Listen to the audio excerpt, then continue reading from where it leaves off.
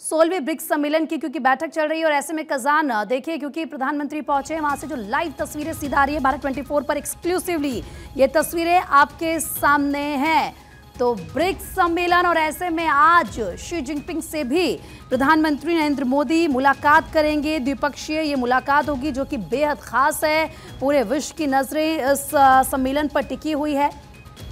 अदिति लगातार हमारी सहयोगी जुड़ी हुई है हमारे साथ। अदिति, प्रधानमंत्री नरेंद्र मोदी क्योंकि कजान में है तो जाहिर सी बात है आज वहां पर जो मुलाकात का दौर होना है उसमें शी जिनपिंग एक अहम किरदार है जिन पर सबकी नजरें टिकी रहेंगी।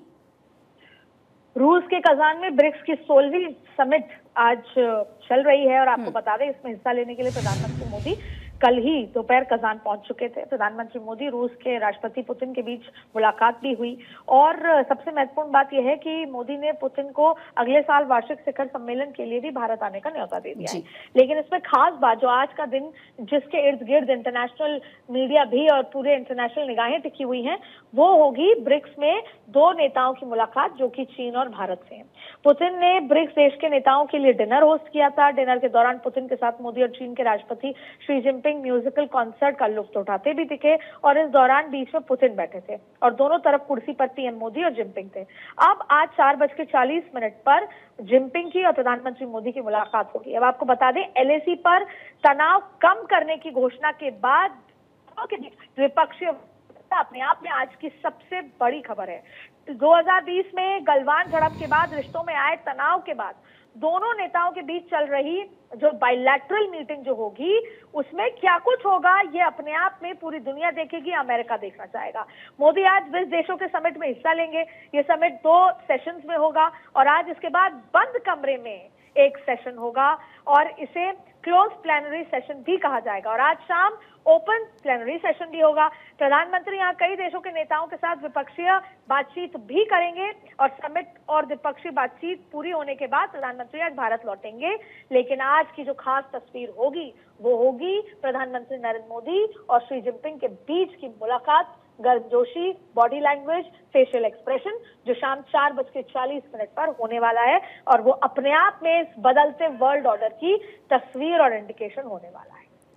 बिल्कुल आदित्य, और देखिए क्योंकि कल की भी जो तस्वीरें आई वो भी सोशल मीडिया पर काफ़ी छाई रही जिसमें पुतिन ये कहते हैं कि उनको प्रधानमंत्री नरेंद्र मोदी से बात करने के लिए किसी ट्रांसलेटर की ज़रूरत नहीं है और उसके बाद प्रधानमंत्री भी हंसते हैं। और ये जो तस्वीरें जब आती हैं इस तरीके से सम्मेलन से या बातचीत करते हुए तो कहीं ना कहीं वो एक बहुत स्ट्रॉन्ग मैसेज देती हैं कि जो हिंदुस्तान की छवि वो कितनी बदली है। और जब हम वर्ल्ड लीडर्स की बात करते हैं तो इसीलिए प्रधानमंत्री को टॉप में कहा जाता है, इसीलिए कहा जाता है कि उनकी लोकप्रियता विश्व में सबसे ज़्यादा है।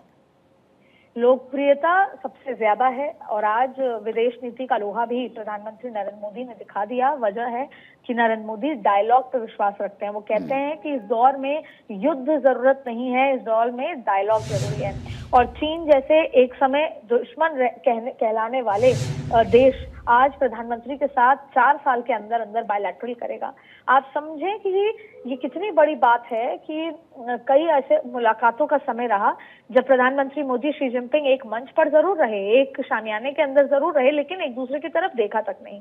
और अब 2020 से लेकर आप डोकलाम का बात करें, हम गलवान की बात करें, 2020 से लेकर अब तक फेस ऑफ और जिस तरीके से मिरर डिप्लॉयमेंट भारत ने करा एलएसी पर इतनी बड़ी संख्या में 50,000 सैनिकों की संख्या में कभी ऐसा नहीं हुआ जब चीन का डिप्लॉयमेंट और भारत का डिप्लॉयमेंट मिरर डिप्लॉयमेंट की तरह रहा और एलएसी पर इतना तनाव। इसके अलावा एक समय ऐसा आया जब तमाम तरीके के डायलॉग्स और बातें बंद हो चुकी थी, लेकिन प्रधानमंत्री जो बात कहते हैं वो करते हैं, वो डायलॉग का जिक्र करते हैं। और चीन जैसे देश को डायलॉग लेवल पर लाना और चीन ये कहे कि हम एलएसी पर चीजें रिलीज करके पीछे हटना चाहते हैं, वो एक सबसे बड़ी डिप्लोमेटिक जीत होती है। इसीलिए सबसे महत्वपूर्ण बात मैं बार बार ये कहना चाहूंगी कि आज इस वर्ल्ड ऑर्डर में इकलौता भारत एक डिनोमिनेटर है जो नॉर्थ ईस्ट वेस्ट साउथ को जोड़ता है, ब्रिज है।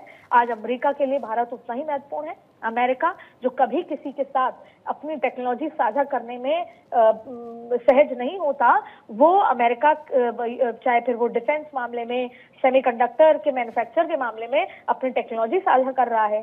भारत आत्मनिर्भर डिफेंस मामले में हो रहा है और शायद चीन और भारत 2 सबसे बड़े आबादी वाले देश आज एक दूसरे के साथ मिलेंगे क्योंकि ब्रिक्स की ताकत ही रिक्स है, यानी कि रशिया, इंडिया, चाइना। और आप देखें कि ब्रिक्स जो वेस्ट के देशों को चुनौती दे सकता है अगर एकजुट हो जाए तो, और आज वो एकजुटता की तस्वीर दिखेगी। वेस्ट भले ही कई मसलों में आगे हो, पश्चिम का जो G7 ग्रुप है वो कई मसलों में ताकतवर हो, लेकिन ये पता है कि अगर चाइना और भारत एक हो गए तो ये रशिया के लिए तो महत्वपूर्ण बात है ही, लेकिन ब्रिक्स को ताकतवर बनाने में, और ब्रिक्स किस लिए, सबसे पहले ब्रिक्स इकोनॉमिक फोरम के लिए ही तैयार हुआ था, लेकिन धीरे धीरे सिक्योरिटी और तमाम और मसलों को लेकर भी ब्रिक्स, अब आप देखिए Brazil, Russia, India, China, south Africa और 5 और देश, यानी कि ब्रिक्स प्लस, तो ये अपने आप में बहुत महत्वपूर्ण हो जाता है। और इस ब्रिक्स के सारे ही देश अमेरिका और पश्चिम के विरोध में है, लेकिन इकलौता भारत है जो पश्चिम के साथ खड़ा है, इसलिए भारत इकलौता वो ब्रिज है क्योंकि वो पूरे वर्ल्ड को एक दूसरे के साथ जोड़ता है, और भारत चाहे आप पसंद करें ना करें, आप इग्नोर नहीं कर सकते भारत की। यानी कि इस न्यू वर्ल्ड ऑर्डर में हिंदुस्तान को नजरअंदाज नहीं किया जा सकता, जो महत्वपूर्ण भूमिका हिंदुस्तान की है और जिस तरीके से विदेश नीति जिसका जिक्र लगातार हम कर रहे हैं।